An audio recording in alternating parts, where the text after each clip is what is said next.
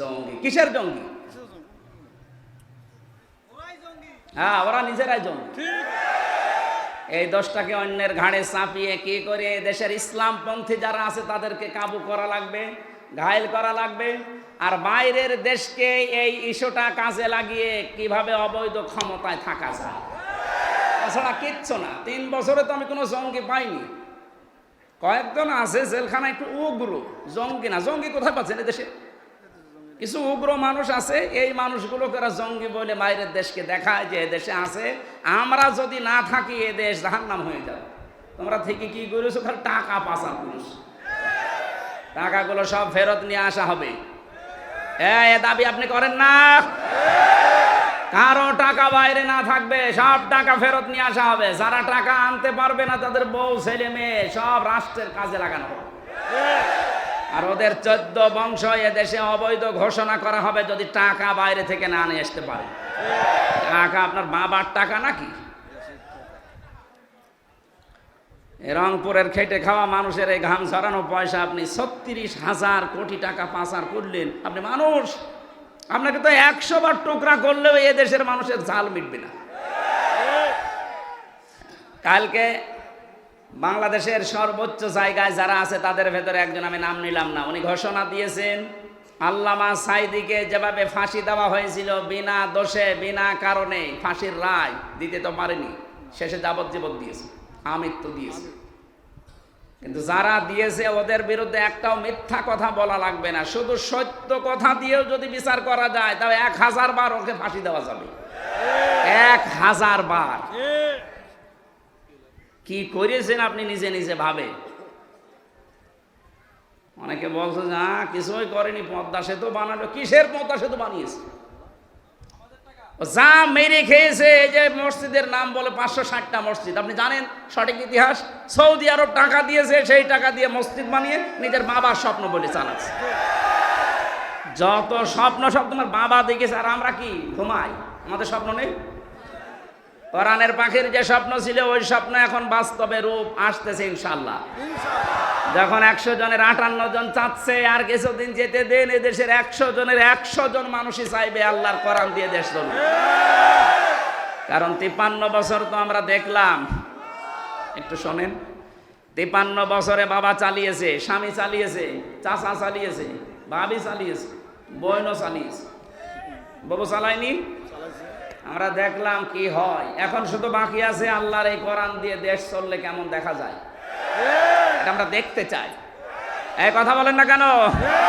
এটা দেখতে চাই না? এটা দেখবেন। এটা যদি কায়েম হয় তখন বুঝবেন যে কেমন সুন্দরভাবে দেশ চলছে। কেউ না খেয়ে থাকবেন ইনশাল্লাহ।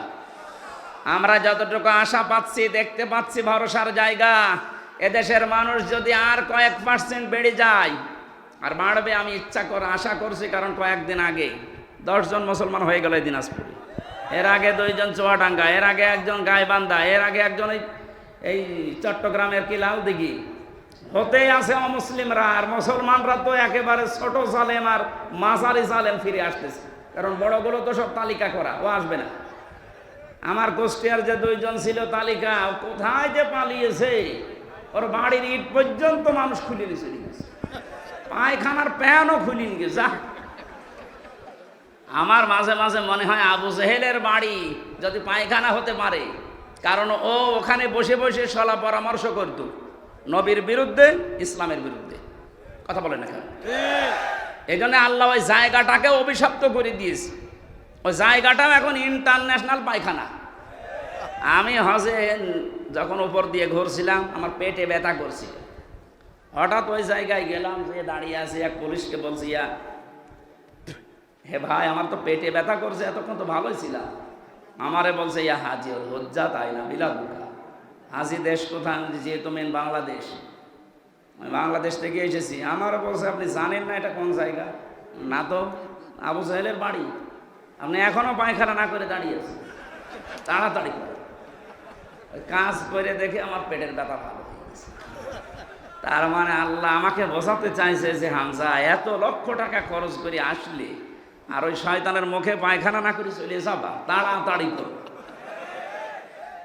কাবার পাশে ওর বাড়ি, এত দামি জায়গা, শুধু ইসলামের বিরুদ্ধে অবস্থান নিয়ে জালেমের থাকার জায়গা যদি আল্লাহ গজবের জায়গা বানিয়ে দেয়, এ বাংলাদেশেও যে সমস্ত জায়গায় বসে বসে আলেমদের বিরুদ্ধে ইসলামের বিরুদ্ধে ষড়যন্ত্র করত, ওই জায়গাগুলো জাতীয় পায়খানা বানানো। আমার কে বললাম বুঝে বলছেন তো ঠিক নাকি আন্দাজে? আবু জেহেলের বাড়ির সাথে এ বাড়ির যাদের মিল আছে, সে যে নম্বরই হোক, এই নম্বরগুলো আমরা পায়খানা বানাতে চাই। সারা বিশ্বের মানুষ দেশ দেখতে আসবে আর জানবে যে এই জায়গায় গেলে পেটে ব্যথা হবে। কথা বলে না কেন? কারণ এই গজবের জায়গাগুলো, যেখানে ইসলামের বিরুদ্ধে ষড়যন্ত্র হয়তো বসে বসে দুর্বিসন্ধি করতো, কি করে আলেমদের ফাঁসি দেওয়া যায়, কি করে আলেমদের আটক করে রাখা যায়। মামলাটা আমার 31 বার উঠেছিল, জামিন দেয়নি, অথচ জালেম চলে যাওয়ার পরেই মামলা তুলেছি, কোনো কিচ্ছু নেই, একবারে খালাস করে দিয়েছি। তার মানে ওর হাত ছিল।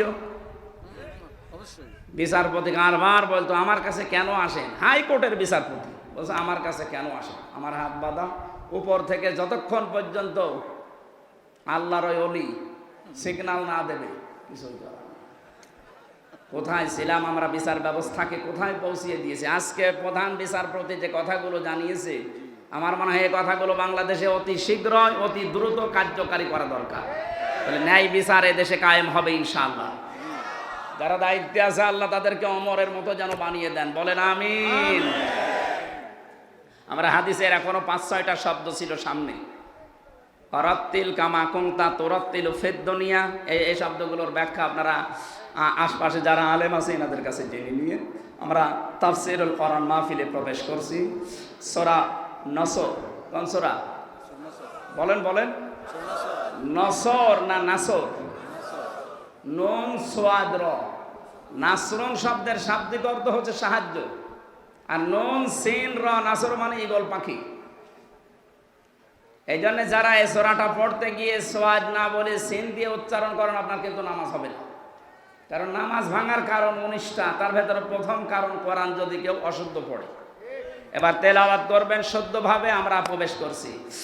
ফাউযু বিল্লাহি মিনাশ শাইতানির রাজিম। বিসমিল্লাহির রহমানির রহিম। ইযা জাআ নাসরুল্লাহি ওয়াল ফাত। সূরা নসরের 3টা আয়াত আল্লাহ দিয়েছেন। কোরআন শরীফে 3 আয়াত বিশিষ্ট সূরা আছে, 3টা, আসর, নসর আর কাউসার। কয়টা সূরা? এর ভেতরে মাত্র 3টা আয়াত আছে। আমার তো যতটুকু কোরআনের উপরে পড়াশোনা করা আছে, এই নসরের ভেতরে আল্লাহ এত কথা দিয়েছেন, তাফসীর আকারে যদি আমি কিয়ামত পর্যন্ত হায়াত পাই তাও এত কথা শেষ করা সম্ভব না। এত কথা এই সূরার ভেতরে আছে। নসর শব্দের শাব্দিক অর্থ সাহায্য। আল্লাহ বলেন যখন আসবে আমার সাহায্য তখন আপনি বিজয় দেখতে পাবেন। তাহলে বিজয় আসার শর্ত সাহায্য। বিজয় আসার শর্ত কি? এই 15.5 বছর পরে যে বিজয় এসেছে, এটা আল্লাহর সাহায্যে এসেছে। মাধ্যম বৈষম্য বিরোধী ছাত্র আন্দোলনে যারা জীবন দিল এরা মাধ্যম, আর যারা 2700 এখনো হাসপাতালের বেডে কাতরাচ্ছে, আমরা এদেশের দায়িত্বে এখন যারা আছেন তাদেরকে আহ্বান জানাচ্ছি, বাংলাদেশে এখনো যারা হাসপাতালে কাতরায়, বিশেষ করে স্বাধীনতায় এই যুদ্ধে যারা আহত হয়েছে, প্রত্যেককেই যেন পুনর্বাসন করা হয় তা সঠিকভাবে এবং স্থায়ীভাবে। কথা বলেন ঠিক কিনা? এরা জীবন্ত শহীদ, কারো চোখ নেই, কারো পা নেই। আমি কুষ্টিয়া হাসপাতালে এই 6 তারিখে গিয়েছিলাম দেখার জন্য। 5 তারিখে স্বাধীন হয়েছে, 6 তারিখে সকালে গিয়ে দেখি একজনের অন্ডকোষ উড়ে গেছে, একজনের চোখ উড়ে গেছে। আমার যতটুকু সামর্থ্য ছিল আমার বাবার, আমি নিজের পক্ষ থেকে বাড়িগুলো ওই শহীদদের বাড়ি গিয়ে সাহায্য করে এসেছি। রাষ্ট্রকে আহ্বান জানাচ্ছে আপনারা এগিয়ে আসেন। এই দরবেশের টাকা এবং এই জালেমাদের টাকা পয়সা সবগুলো বাজেয়াপ্ত করে এদের পেছনে খরচ করে। আমার ভাইরা, এজন্য যে বিজয় আমরা পেয়েছি এটা আল্লাহর সাহায্যে, তাছাড়া সম্ভব ছিল না। 15.5 বছর এদেশে বহু মানুষ চেষ্টা চালিয়েছে, পারে নাই। আমার মনে হচ্ছে আবু সাইদ, মুগ্ধ, রায়হান, ইয়ামিন সহ এই ছেলে মেয়েদেরকে আমার আল্লাহ পাক এই দেশে আবাবিল পাখির মতো পাঠিয়েছে। ইযা জাআ নাসরুল্লাহি ওয়াল ফাত, যখন আসবে আল্লাহর সাহায্য, হে নবী আপনি বিজয় দেখতে পাবেন। আর বিজয় যখন আসবে, যে 7টা জিনিস পর পর দেখা যাবে, তার 1 নম্বরে ওয়ারাআইতান নাসা ইয়াদখুলুনা ফি দীনিল্লাহি আফওয়াজা, আপনি দেখতে পাবেন দলে দলে পালে পালে মানুষ ইসলামে প্রবেশ করছে। কোথায়? বলেন বলেন। এই সুযোগটাকে যেন অন্যদিকে না নিয়ে যায়। এই জন্য ফরিদপুর থেকে শুরু করে এই যে পঞ্চগড়ে অনেকে এখন কাজে লেগে পড়েছে বিভিন্ন মিশনারির নাম দিয়ে। সাদা পোশাকে তারা আসতেছে, নারী আর পুরুষ সবার পোশাক সাদা। ওরা এখন খ্রিস্টান ধর্মের নাম না, ঈসাই ধর্মের নাম দিয়ে মানুষদেরকে ওই ধর্মে নিয়ে যেতে চেষ্টা চালাচ্ছে। এটা বিজয়ের বিপক্ষের অবস্থান। বিজয় আসলে আপনি দেখতে পাবেন দলে দলে মানুষ পালে পালে ইসলামে আসবে, খ্রিস্টান ধর্মে আসবে, হিন্দু ধর্মে আসবে, ইহুদি ধর্মে আসবে। এরকম কোনো কথা আল্লাহ পাক ঘোষণা দেননি। সুতরাং যারা এগুলো করছেন, আপনাদের মতলব অন্যদিকে। আমি কথা বোঝাতে পারিনি, নিচে নামা যাচ্ছে না, সমস্যা আছে। সুতরাং এগুলো যারা করছেন আপনারা থামবেন। এ দেশের বিজয় মুসলমানেরা যখন এনে দিয়েছে, আল্লাহ যেটা জানাতে চায় দলে দলে পালে পালো মানুষ ইসলামে আসবে, এইটাই আমরা দেখতে চাই, অন্য কিছু না। সুতরাং ইহুদি, খ্রিস্টান, কাদিয়ানি, অন্যান্য যত নাম নিয়ে মানুষদেরকে ইসলাম থেকে বের করার চেষ্টা চালাচ্ছেন, এদেশের মুসলমানেরা এখনো বুঝে উঠতে পারেনি। যদি বুঝে উঠতে পারে, মাটি তলা পায়ের নিচে কিন্তু মাটি থাকতে দেবে না। কথা বলেন। আমরা আপনাদেরকে আহ্বান জানালাম, আপনারা থামবেন। যারা অন্য ধর্মের প্রচার করছেন, 96% মুসলমানের দেশে ইসলাম থাকবে, অন্য কিছু না। অন্য যারা থাকবে জিজিয়া দিয়ে থাকবে। কথা বলে না কেন? আপনারা যদি বসবাস করতে চান, হ্যাঁ ওয়েলকাম, স্বাগতম জানাচ্ছি, নিরাপত্তা দিয়ে রাখা হবে, কিন্তু নিজেদের ধর্ম ইসলামের উপরে চাপিয়ে দেবেন না। কারণ আল্লাহর সাহায্য যখন আসে তখন বিজয় আসে। এই আয়াত অনুযায়ী আমরা দেখতে পাচ্ছি বিজয় আসার প্রথম কাজ, মানুষ আসবে ইসলামে। কোথায়? আফওয়াজা শব্দের শাব্দিক অর্থ আলেম যারা আছে জিজ্ঞাসা করেন তো। দলে দলে পালে পালে মানুষ ইসলামে আসবে, এর প্রমাণিত এই যে দিনাজপুরের 10 জন মুসলমান হয়ে গেল। তা আপনি আবার কোত্থেকে কি ঈসাই ধর্ম নিয়ে আসতেছেন? এবার আসেন তো শব্দের দিকে তাকায়। আল্লাহ পাক বলেন, হে নবী আপনি দেখতে পাবেন মানুষগুলো দলে দলে পালে পালে প্রবেশ করছে ফি দীনিল্লাহ, আল্লাহর দিনে। কার দিন? বলেন তো দিন কার? আরো জোরে। আমাদের নাকি দিন? দিন আল্লাহর। আমরা হচ্ছে দিনের খাদেম, কামলা, লেবার, মনীষ, পাট, যাই বলেন, সার্ভেন্ট, ভিত্ত। আমরা কেউ এ দেশে দিনের মালিক না, আমরা সবাই দিনের খাদেম। দিনের খাদেমে কথা বলতে লজ্জা হয়, শরম লাগে, নিজেকে ছোট মনে হয়। আরে বিশ্ব নবী ছিলেন দিনের খাদেম। প্রচার করতে গিয়ে যখন কাফেরেরা পাথর দিয়ে আঘাত করত, ঢেকে ফেলতেন মারতে মারতে, হযরতে জিবরাইল এসে যখন পাথরগুলো সরিয়ে ফেলেন, নবীজি আহত অবস্থায়, ক্ষত বিক্ষত অবস্থায়, কথা বলতে পারেন না, এমন কঠিন অবস্থায় বলতেন, ইয়া আখি জিবরাইল, হে ভাই জিবরাইল, আমার কাজটা সকালবেলা থেকে কি? অন্য কোনো কাজ আছে আমার? ফেরেশতা জিবরাইল বলতেন, ইয়া রাসূলুল্লাহ, আল্লাহ পাক আমাকে জানাতে চেয়েছেন, বলতে বলেছেন এই কথা যে সকালবেলা থেকে আপনার কাজ এই দিনের খেদমত করা, কারণ দিন প্রচারের জন্য দিনের খাদেম হিসাবে আল্লাহ আপনাকে পাঠিয়েছেন। দিনের মালিক নবীজিও না, দিনের খাদেম ছিলেন তিনি। আমরাও দিনের খাদেম। বাস্তবতা এবার সামনে নিয়ে আসছি আমরা। আজ 53 বছরে দিনের খেদমত করছে এদেশের অনেক মুসলমানেরা, চেষ্টা চালাচ্ছে দিনের খেদমতের যে সমস্ত পর্যায়গুলো আছে, মানুষকে দিনের দিকে নিয়ে আসা, ডাকা, দিনকে আল্লাহর জমিনে কায়েম করা, যে যেভাবে পারছি আমরা চেষ্টা করছি। কিন্তু দেখতে পাচ্ছি আমাদের এই বাধা দেওয়ার জন্য অনেকে উঠে পড়ে লেগেছে। আজকের মাহফিলের সভাপতি বাবুল সাহেব, উনি যদি বলে আমাদের 10 জনকে যে আপনাদের আমরা কামলা নিলাম, আপনি এই 2 বিঘা জমি ধান লাগিয়ে দেন, আমরা 10 জন মিলে ধান লাগাচ্ছি, বিকাল 5টা পর্যন্ত আমাদের ডিউটি, উনি বিকাল 5টা এসে আমাদের বেতন দিয়ে দেবেন। বিকাল 5টা বাজতে আর মাত্র 10 মিনিট বাকি আছে।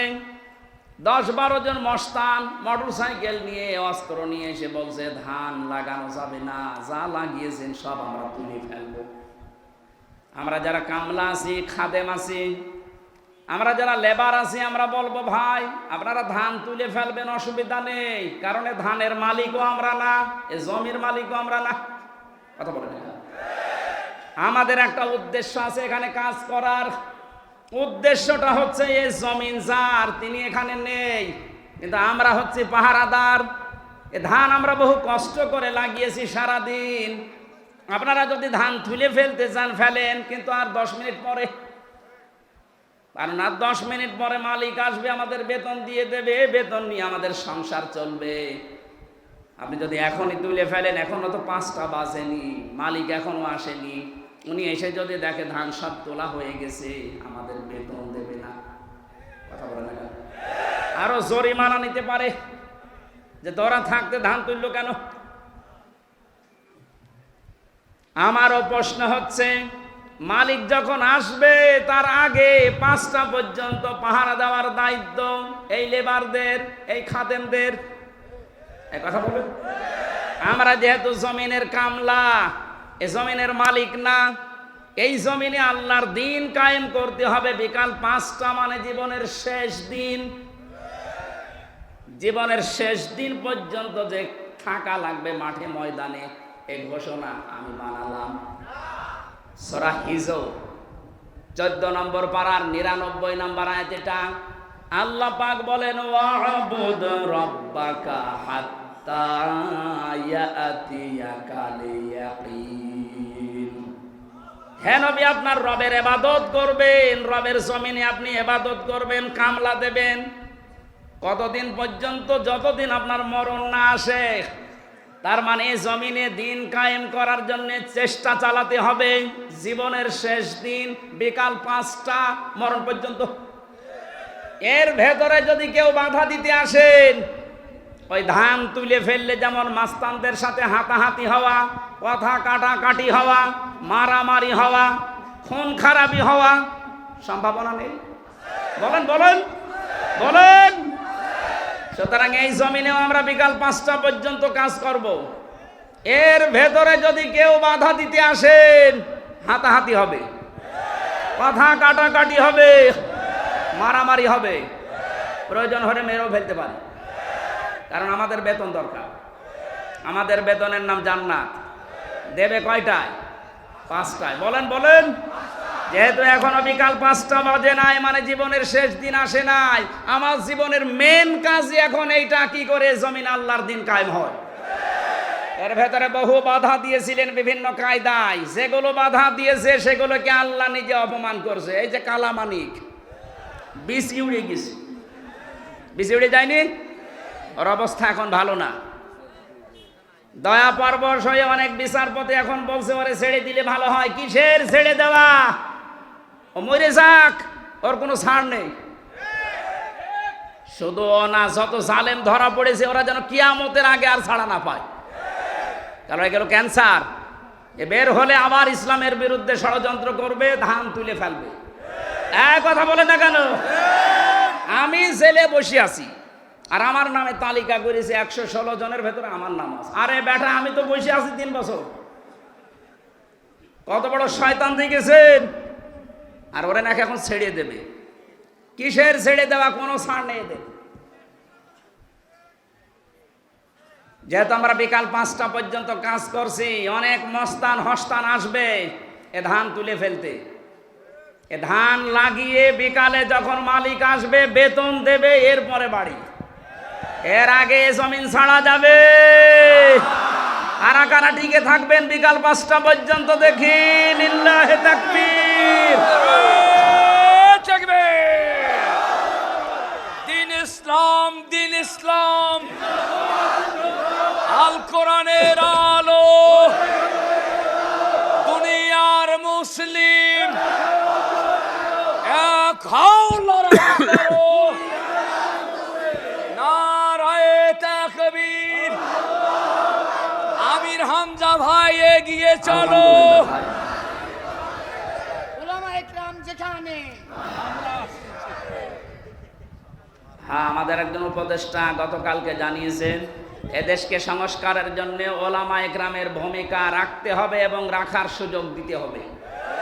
সুতরাং ওনার কথায় আমি সাপোর্ট দিচ্ছি। এদেশে আলেমরা যেন ভালো ভালো জায়গায় যায়। ধর্ম উপদেষ্টা উনি ঘোষণা দিয়েছে এদেশের আলেম এবং মাদ্রাসায় যারা পড়ে শুধুমাত্র মাদ্রাসা আর মসজিদ নিয়ে থাকলে হবে না, স্বপ্ন দেখতে হবে কিভাবে রাষ্ট্র চালানো যায়। কোনো মহিলার দরকার নেই। এগিয়ে চলো।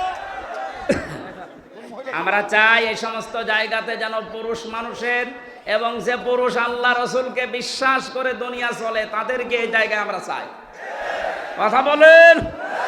তাই বলে ফরিদউদ্দিন মাসুদের মতো মানুষ না, রুহুল আমিনের মতো মানুষ না। এগুলো আলেম নামে ক্যান্সার। ইসলামের সবচাইতে বড় ক্ষতি করেছে 15.5 বছরে এই জালেমগুলো। বাতিলের 5 আটা গোলামি করে কওমি জননী নাম দিয়ে কওমি মাদ্রাসার ইজ্জত মেরিস। এই 3 বছরে যত কওমি আলেম আমার সাথে ছিল অধিকাংশগুলো ওর নাম ধরে বরদোয়া করতো জেলখানায়। যেই দিন কওমি জননী নাম দিয়েছে জালেমাকে, সেই দিনই বরদোয়া হয়েছে। মাওলানা মামুনুল হক, শাকাওয়াত হোসেন রাজি ভাই যারা ছিল বসে একটা কাজ করলো, আমাদের তো সব উল্টাপাল্টা করে ফেললো। কত বড় মানুষ জালেম হলে একজন আলেম নৌকা মার্কা নিয়ে দাঁড়ায় বলেন তো? হ্যাঁ, আর সে আবার জোর করে নামাজ পড়াতে আসে। ওর পেছনে নামাজ হয়? যে লোকটা নৌকা মার্কা নিয়ে ভোটে দাঁড়াতে পারে ওর পেছনে নামাজ হয় কি করে? আমার মনে হয় নৌকা মার্কা না নিয়েও যদি কুকুর মার্কা নিত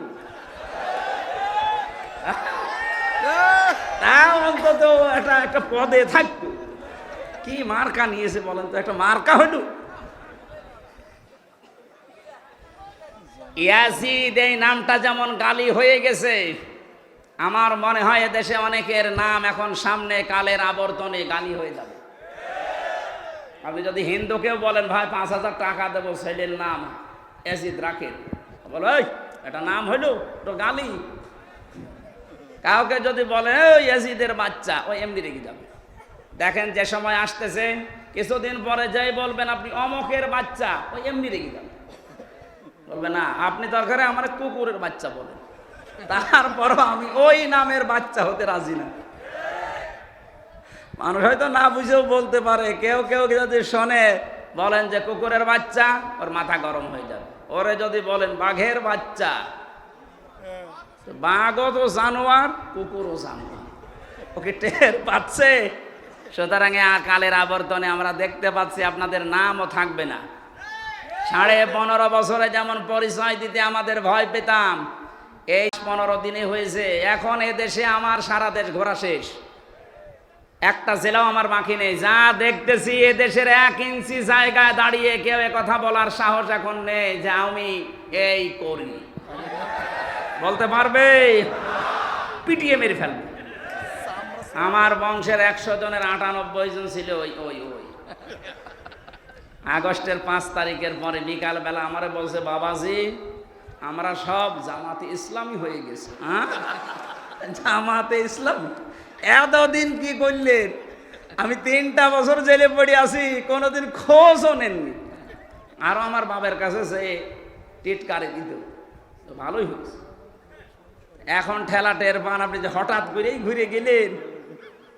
ছোটখাটো এবং মাঝারি ধরনের জালেম যারা সব ফিরে আসতেছে, কারণ এরা জানে যে এদেশে কিয়ামতের আগে অন্তত আর দাঁড় করানো আমাদের সম্ভব না, বুঝে ফেলেছে। এই জন্যই বলছি মোড়ে মোড়ে ছবি টাঙিয়ে দেন, ফেসবুকে দিয়ে দেন, যে এগুলো যেন দেশে আসতে না পারে, এলাকায় ঢুকতে না পারে।